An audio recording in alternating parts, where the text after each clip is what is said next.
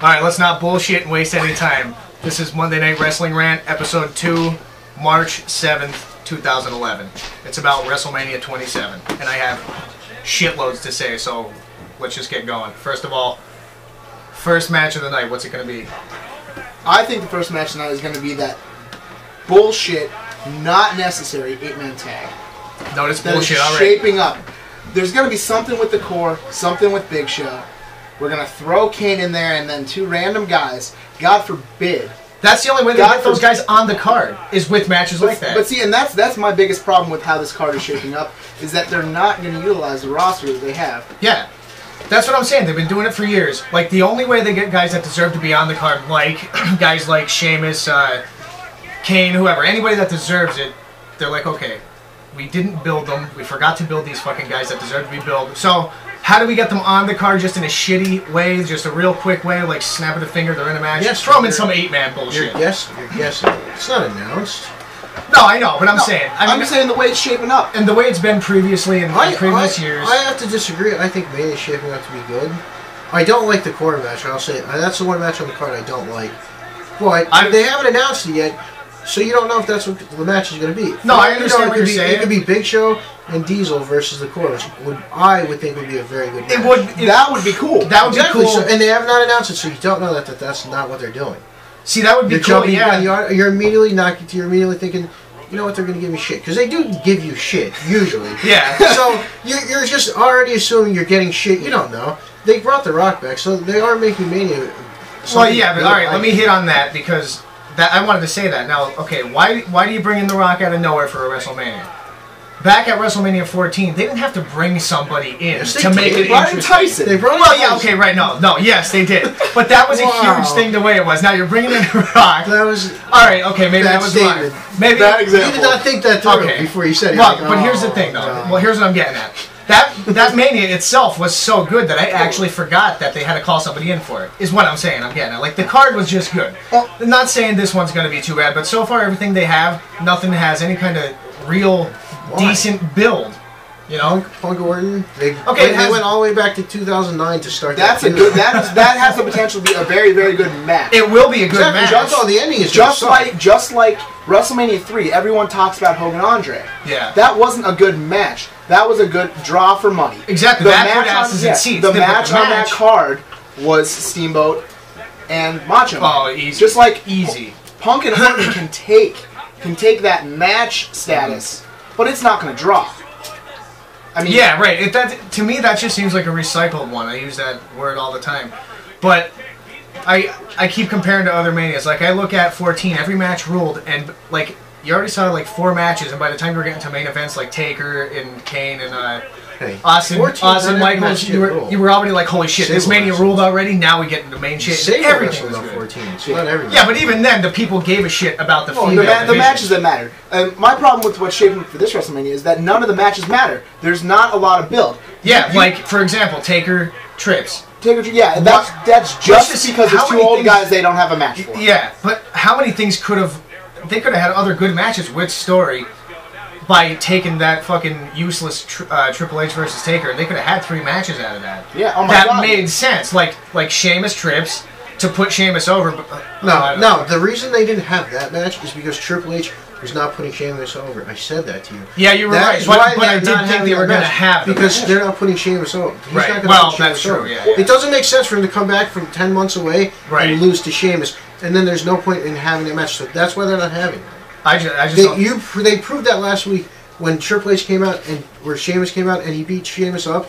Sheamus didn't get one offensive move. That proved to you right there what they thought of Sheamus. That's what I'm saying. The backstage, like the politics and everything, I just think he's disliked or something. Because that's a good guy that you could push, but they're not. They're misusing him. Well, and you bury him with Daniel Bryan, who could put on another great match at WrestleMania. He might not draw and make a lot of money for the company, by getting buys and whatnot. But if you watch Daniel Bryan match, throw him in a match with someone with a build and something that can mesh with him in the ring, and you have a great WrestleMania match. Those undercard matches of years past that were good. We were just watching today. We were watching WrestleMania 17, and Angle Benoit, was it their best match? No, that was not their best match, but that was a great match to watch. Yeah, it's funny how wrestling works that way. Like all the true talent. Yeah, it's a fucking killer. All true talent is funny because it seems like it's tradition that all the true talent is always mid card and then main event status. It's like, okay, what do these guys think? Like we all look at all the main event guys. Could wrestle. All the main event. Could wrestle. And you're Cena. You're throwing someone who can wrestle, Brian, with someone who is a top big guy who just works a match. Works a show, I should say, not really working a match. Right, exactly. He's gotten much better. He is much better than the Sheamus. But their styles don't match. They are good.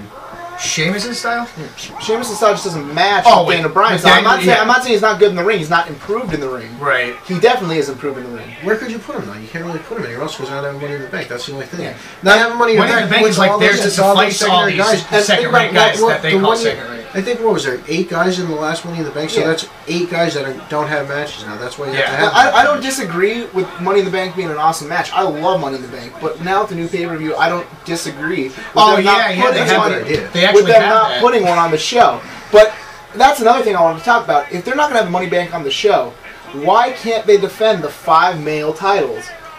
That's what WrestleMania should be. There should be no Night of Champions. Exactly. Well, WrestleMania should be where the Night of Champions. Yeah, that's what it should be. I mean, they should have every belt, and that's when it's done. They can't do that because they have a pay-per-view like Night of Champions.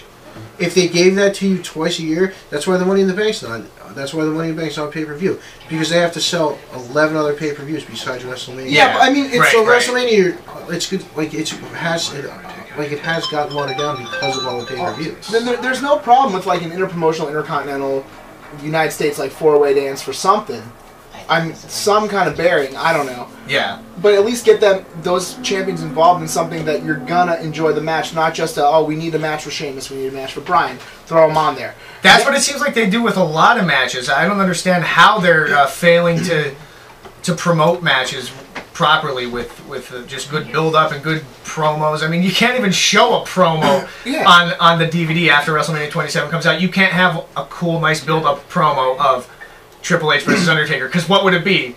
Them looking at each other and Taker going like this? With all the pay-per-views they have, like James was saying, to get all the pay-per-view buys, they could use the pay-per-views leading up to WrestleMania like they used to, with only the Rumble and TV in between, to build those matches. But they're not, half the card's not even announced, and we're 4 weeks away from WrestleMania. Yeah, that's true, yeah. I mean, I can't understand how what is actually announced for it? There's Taker Triple H. Okay, that's the 2 title matches. It's okay, Edge Del Rio. That's cool. That's gonna be a good match, and we haven't even talked about that yet. Yeah, I'm excited for that match. Well, hit on it, yeah, because that match is gonna be cool. Because there are things that make me a little upset about how that's building, but the match itself has good premise to be a good show.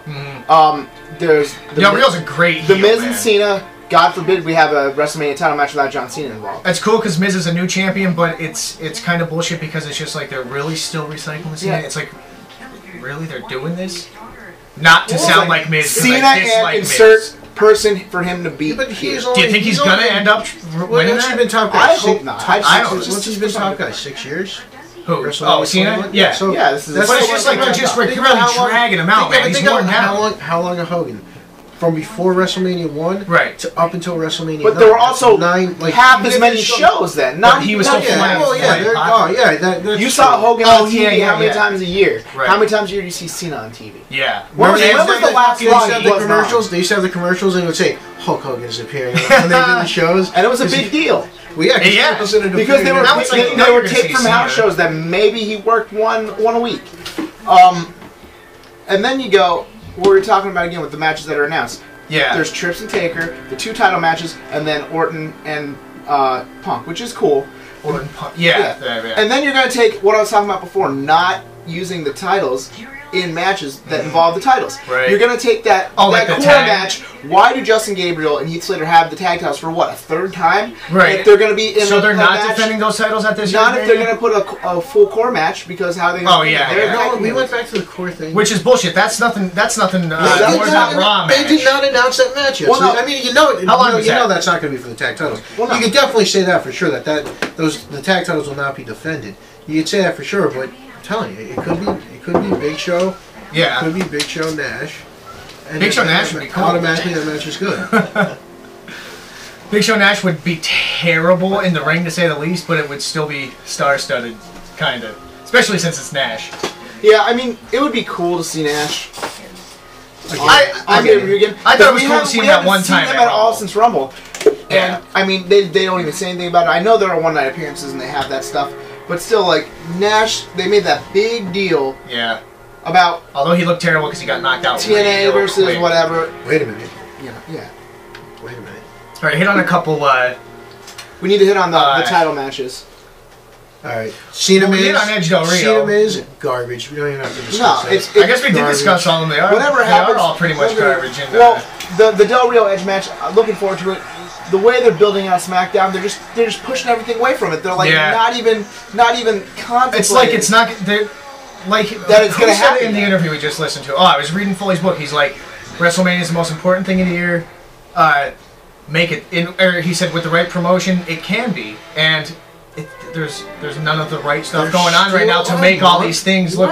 Yeah, but you look at the previous years. Come on, do you really fucking think just because we're going to it, you think, oh, it's going to be great? But you know what? Reality is going to be glorified Raw, like everything else. I don't like the current product, but I actually have to say I am looking forward to WrestleMania. I'm looking forward to WrestleMania. Not only because I'm going, but for the simple fact I think it's going to be a good card.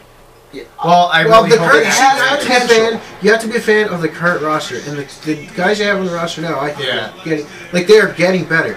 You're just you're so used to the same shit, so like you're brainwashed thinking it's going to be garbage. But I don't think. But yeah, okay, Triple H Undertaker not going to be a bad match, but that's not the selling point of WrestleMania to me. It'll have a lot of false finishes like everything else. So I think we should wrap it up because we're hitting time. Right, so the only thing I was going to say is I'm looking forward to see how they're going to build that World Heavyweight title match. I'm anxious to see how they're going to build the rest of the road to WrestleMania, but I'm thinking I'm going to be disappointed. So that's my rant for this week. If worst comes to worst, there's always Ring of Honor. That's true, there is, yeah. So something good will happen out of it. Well, yeah, we hope anyway. You get to meet Scott Steiner. See you next time. Fuck you. Good night, Cuba.